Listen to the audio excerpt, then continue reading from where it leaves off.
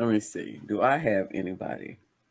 Yeah, I was trying to think. I feel like everybody does. I'm sure if you're a human and you lived in this country, Yeah.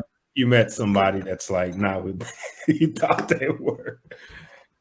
And it doesn't have to be like it could have been a coach, it could have been a teacher. I know, yeah. I'm trying to think of like somebody and we're like, what? He does what? And they did what? Oh gosh. Ooh. Oh, Lisa Beckman says she's got one. Yeah, Lisa. Share. Share one. I can name like a lot of people. A whole lot of people I didn't know was aren't your parents like the first people you meet and you're like, oh, you're completely different than I thought you were once you become an adult. Yeah. Did anyone else have that feeling? I mean, I think you reinvent your parents multiple times as you grow up. Like you're young and they're superheroes, and then you reach your teenagers and they don't know anything, and then you reach your adult and you're like, oh no, they're really wise. They need help with some other stuff, but they've been through a lot, and like you just you constantly reevaluate this person. Yes, through the different stages. You're absolutely right. Oh, let's see. Or when you're like they don't tell you stories about yourself, and then like your grandparents will say, "Oh, your mom, she stole my car when she was 16, and she, and you're like, what? Not the lady with the strict curfew. I can't even come in. What do you mean? My mama won't even let me sit in her driver's seat. She stole your car." It did make me think a little bit. This is not quite it, but I think about hoarders, right? And like I had a cousin who she would not let anyone into her room because apparently she has a lot of boxes and everything she bought. And it's one of those things where it's like it's like a tip of the iceberg sort of thing. Like, oh, you think no, they're your cousin, they're no, but then all of a sudden they have this room and you can't go in. And if if they ever need to come out of the room, it takes them a while because they got to navigate through all the boxes. You're like, that's many boxes. Get rid of some stuff.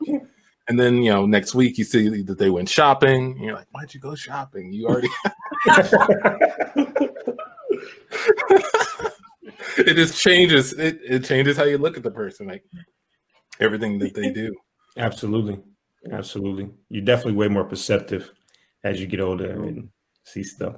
Let's see. Lisa's sharing a story here. She had a friend in high school. They were fencing friends. We've all had fencing friends, right? Yes. Yeah. He lived in New York.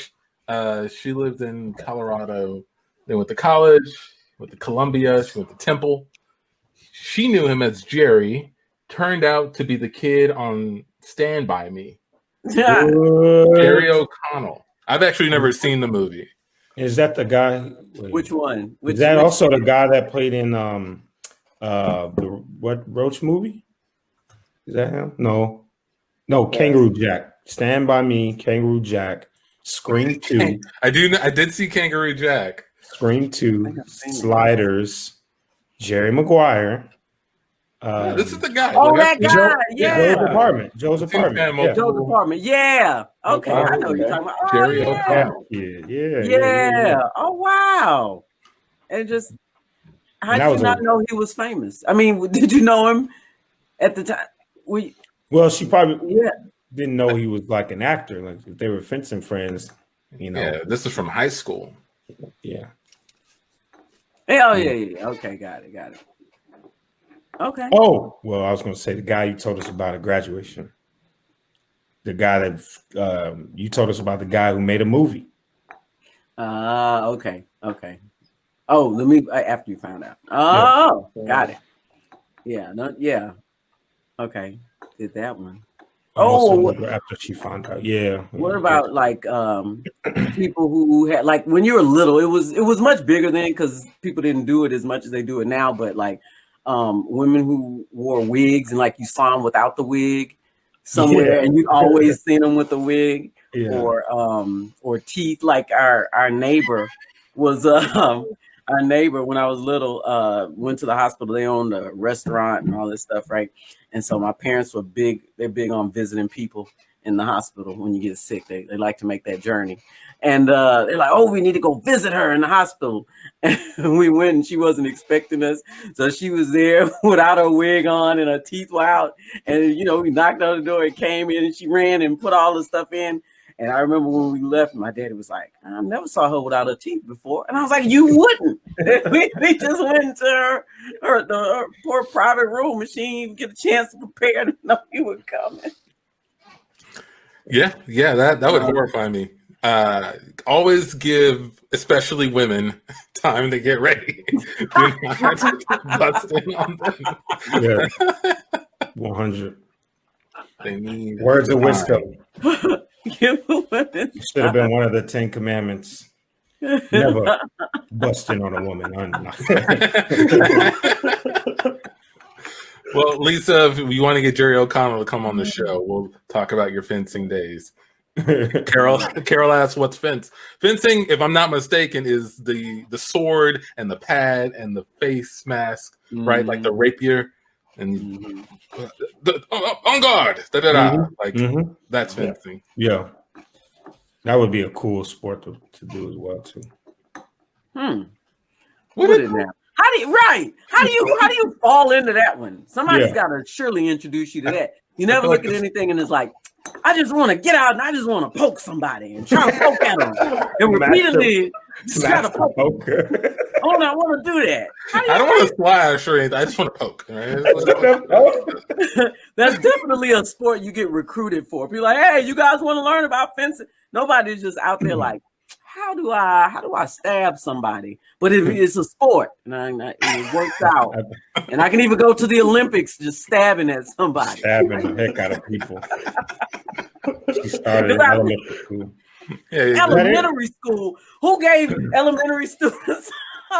Well, think about this. If you have a kid that's out like taking pencils and like shoving them in kids' backs or something, you go, hey, kid, you realize there's a whole path you can go on and make something out of this. We cut to John giving a kid this very speech. Let's see that scene. Listen, that was extremely brutal. You throwing that pencil in that kid's eye, man. That was brutal. Do you understand that?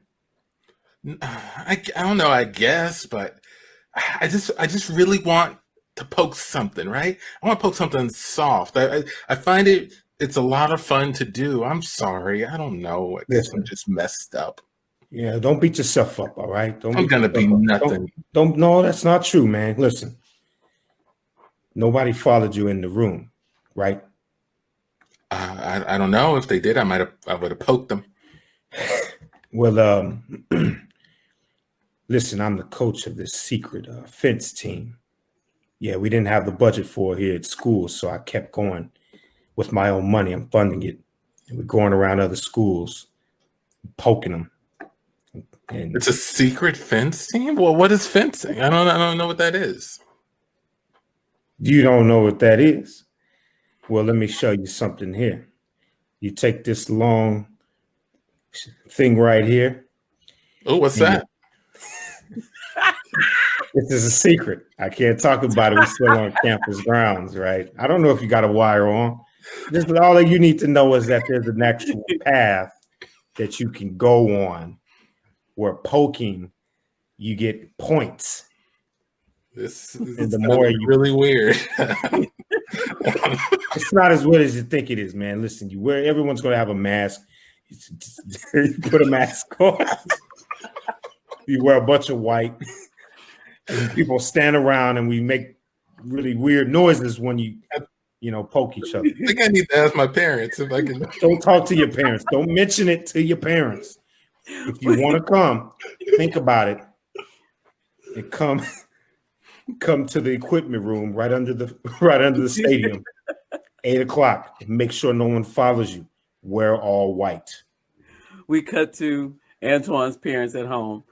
So Antoine came and he told me that the fencing coach approached him. He wants to get him on the team, but I know how you feel about fencing, and I don't want you to hold him back. I want you to let him explore this sport.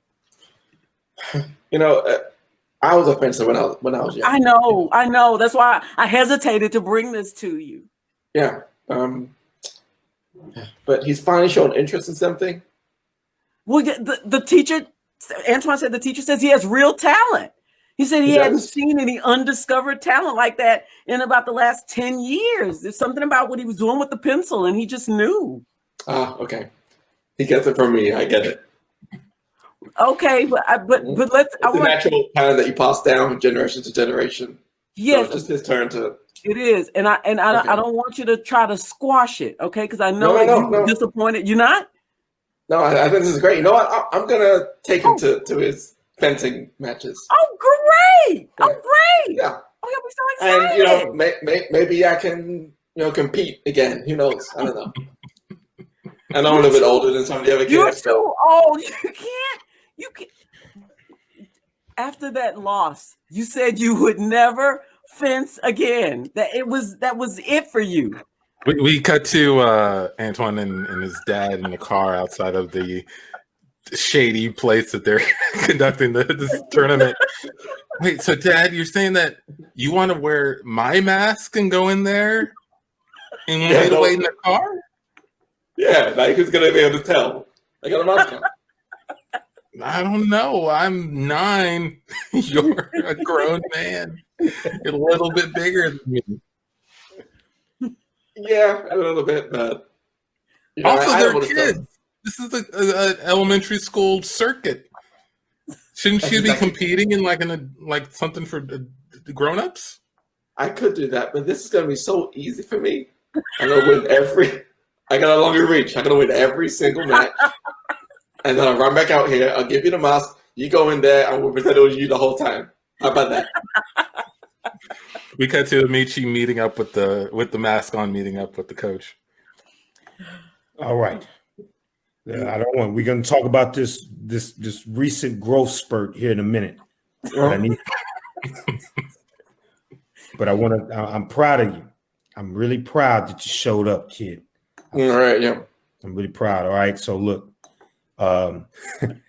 this weapon that you're holding here is a saber, and you're going to take this saber and you're going to poke that competitor standing right over there on the other side of the mountain. All right. That's all you got to do. Exactly what I saw you do with the pencil when you stabbed the kid in the eyeball. And I did what? You remember when you stabbed the kid in the eyeball, and I had to, wow. I had to pull you out of there so you wouldn't get suspended. That's why I got you here, man. This is wow. I stabbed the kid in the eyeball. Yeah. What did you lose your memory during your growth spurt? Sorry, I went to Archie Costa recently. And there we go. Woke up and I found these Usher tickets in my pocket.